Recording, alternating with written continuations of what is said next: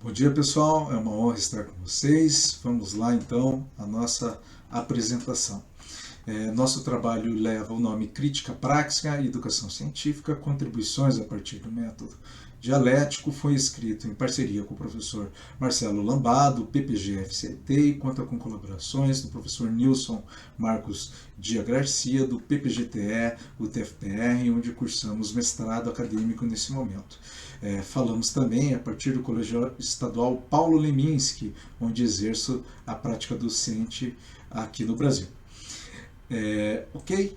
É importante deixarmos claro que esse trabalho faz parte de uma pesquisa de maior amplitude, de onde partimos dos fundamentos do materialismo histórico dialético e de elementos da pesquisação crítica, da filosofia e sociologia da tecnologia e da pedagogia histórico-crítica, e nesse momento nos concentramos então as concepções de criticidade.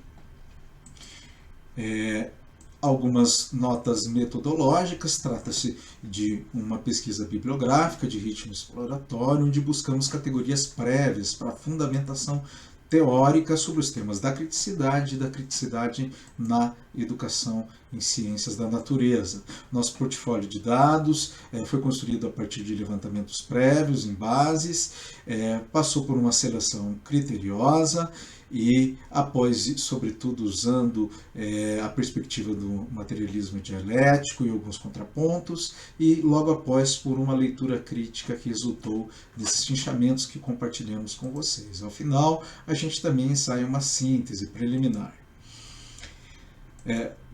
Conseguimos delimitar mais ou menos 5 concepções de criticidade, um bônus, que será comentado logo após.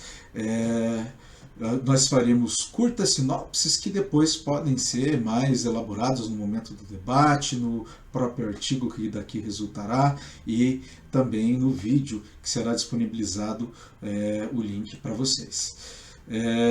A primeira vertente em discussão é a CTS/PC, ou Pensamento Crítico. Uma de seus expoentes é a professora Celina Tenreiro Viana. Nessa vertente se trata o pensamento crítico como capacidade ou competência. Há uma descrição bastante voltada ao tratamento racional de dados para tomada de decisões e resoluções de problemas. Há menções ao filósofo estadunidense Robert Ennis e documentos da OCDE e no Brasil do Instituto Ayrton Senna, que bebe das discussões dessa vertente. Chama atenção também o uso de testes e métricas que buscam psicometrizar, avaliar o pensamento crítico.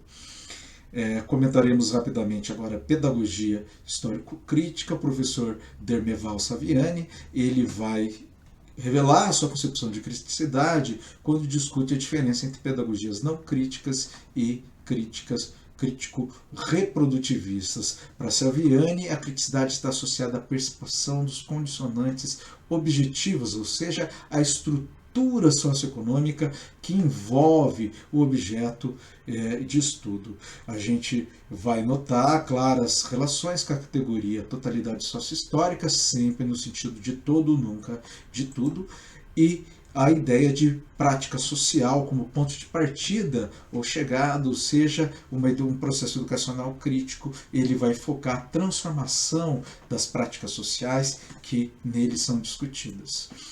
Para o professor Paulo Freire, na educação popular freiriana, a gente parte da ideia da criticidade no processo de transição da curiosidade ingênua para a curiosidade epistemológica, ou seja, na própria dinâmica de conscientização. Paulo Freire vai associar o desenvolvimento crítico à posição epistemológica e vai dizer que a criticidade está associada ao modo com que os filósofos e com que os cientistas admiram o mundo em pedagogia da autonomia. Diversas categorias vão atravessar sua concepção de criticidade, como situações limite, pergunta, dialogicidade e praxis libertadora, e nos chamou a atenção a discutir o conceito de conscientização, a menção ao professor Álvaro Vieira Pinto, que após verificação podemos ver que tem uma categorização muito rica do fenômeno da criticidade, que provavelmente será objeto de estudo em próximos trabalhos. Ok? Além disso, nós selecionamos também a teoria crítica da Escola de Frankfurt. O professor Max Horkheimer, ele trabalha a ideia de teoria crítica na tensão com a teoria tradicional, a qual ele associará a ciência hegemônica de caráter pragmático, utilitário, suprassocial e anistórico. A teoria crítica, por sua vez, os sujeitos da teoria crítica, né, do comportamento crítico, a eles causa estranheza a cisão com o todo social. Ou seja, isso passa a ser uma contradição consciente, né? O ser humano, em seu processo de ser, está vinculado à sociedade e à natureza. O professor Marx Horkheimer também vai citar a exposição das contradições sociais, sempre no sentido de estimular transformações no seio da sociedade. Em suas obras vão aparecer categorias também como totalidade, contradição e emancipação como fundamentais para o entendimento da criticidade. Ok? Passamos então o corpus marxiano, ou seja, as obras de Marx e Engels. Marx vai associar o pathos da crítica à indignação, à denúncia. Ele também vai citar a ideia de contradições, mas sempre no sentido de revelar sua gênese e necessidade, ou seja, é uma perspectiva ontogenética, está ligado ao processo de ser. A crítica analisa o processo de ser das coisas e promove síntese concreta sobre esses temas. Ontogenética também faz referência à gênese, ou seja, à origem, à historicidade das coisas. Marx vai comentar que a crítica faz relações petrificadas a dançar, ou seja, na concepção marxiana, a crítica é uma mediação para a transformação social.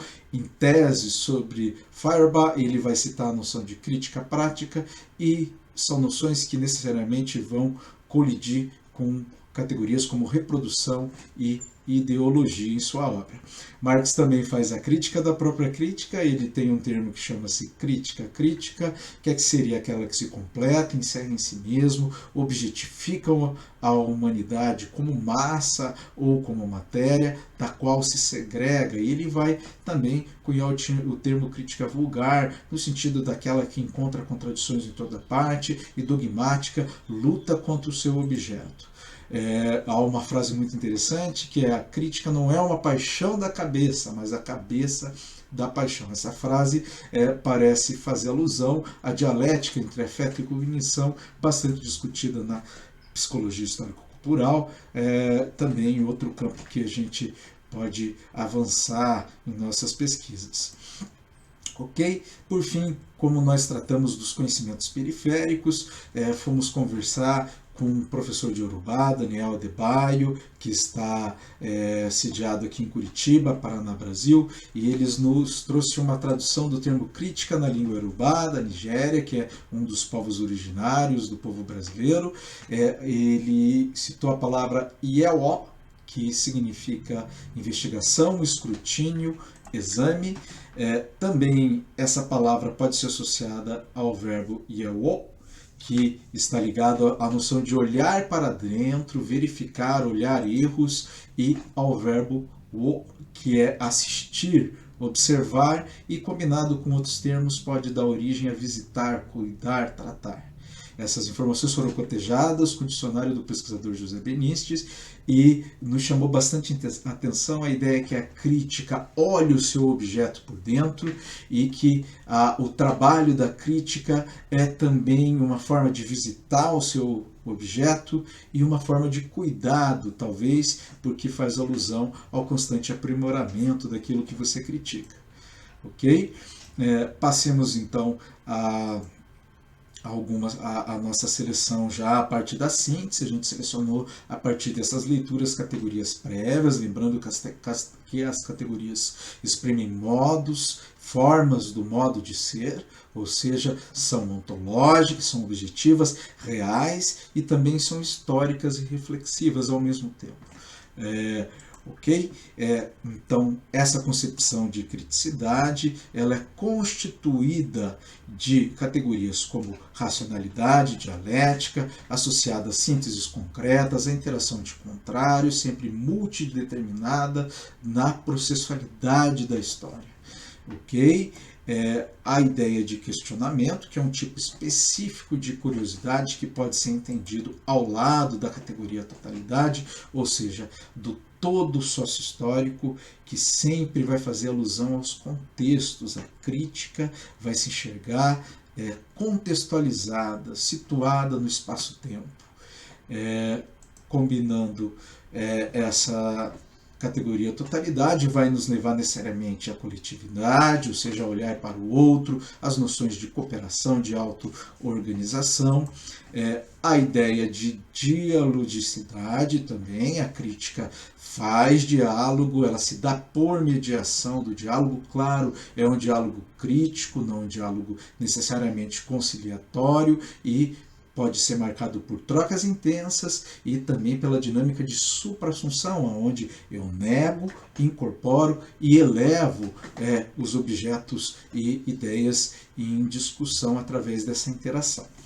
Okay? Além do diálogo, a crítica é constituída de contra-hegemonia. Você pode passar por uma racionalidade dialética, trabalhar com questionamento, com a ideia do todo, ser coletivo, mas passar pelo diálogo, contanto se você não tem insurgência, se você não se opõe às hegemonias, se você não questiona as assimetrias sociais, se você não é inconforme ou assume uma posição fatalista diante dos objetos de análise, a crítica se esvanece. Além disso, a gente também considera a categoria praxis, ou seja, toda essa movimentação, ela leva a dialética entre teoria e prática, a transformação da realidade que está sendo discutida e o entendimento da crítica como uma mediação para o novo. Estendendo essas categorias ao contexto da educação científica, a gente pode citar o método dialético, a partir da racionalidade dialética, ou seja, os seus rudimentos, os seus princípios, o trabalho com essas noções básicas do método dialético, entendendo a sociedade e a natureza como realidades em constante transformação, históricas e constituídas de contradições. A categoria totalidade também vai nos levar à ideia da ciência e tecnologia como uma prática sócio-histórica, ou seja, ela vai descartar as concepções de ciência e tecnologias autônomas, suprassociais, trabalhando sempre uma socialidade que é constitutiva, que é imanente às práticas em ciência e tecnologia e não necessariamente que se estabelece a posteriori. A ciência e tecnologia não tem relações com a sociedade a posteriori. A socialidade lhe é constitutiva, lhe é imanente.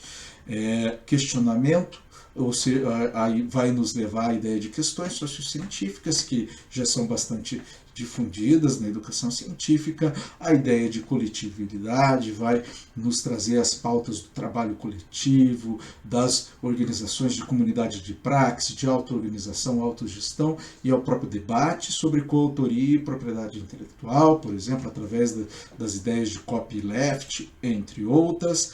A ideia de dialogicidade vai nos fazer menção às práticas sociais prévias dos educandos, sempre as tratando como práticas sociais iniciais que estão sendo ali colocadas para a sua superação através de nossas problematizações, e aos espaços de democratização da ciência e tecnologia, tal como fóruns, conselhos, a promoção de debates e de constante diálogo sobre as temáticas específicas da tecnociência.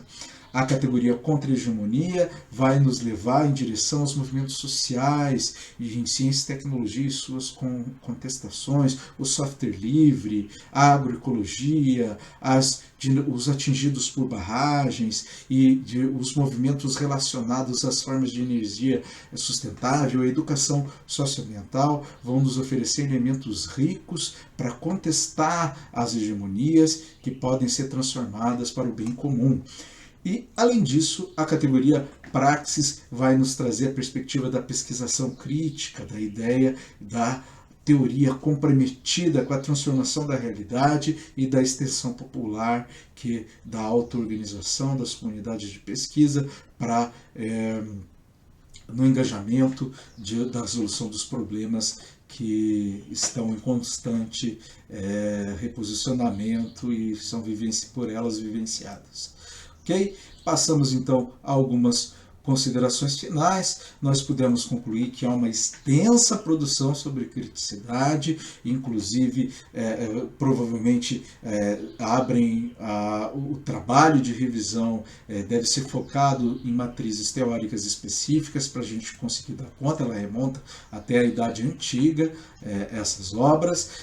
Nos chamou especial atenção a concepção de criticidade em Álvaro Vieira Pinto, contribuições da psicologia histórico-cultural sobre o tema, sobretudo o pensamento por conceitos, a ideia de criticidade associadas aos diversos povos originários.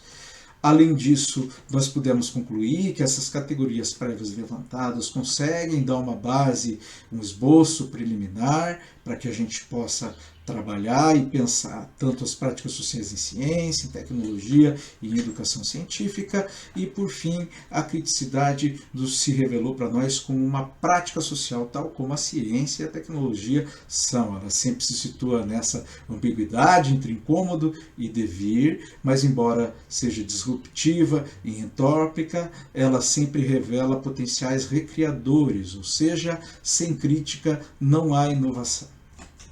Por fim, deixamos aqui com vocês algumas referências, desejamos um ótimo evento a todos e mandamos saudações aqui do Brasil a todos que estão aí na discussão no México. Um grande abraço, pessoal.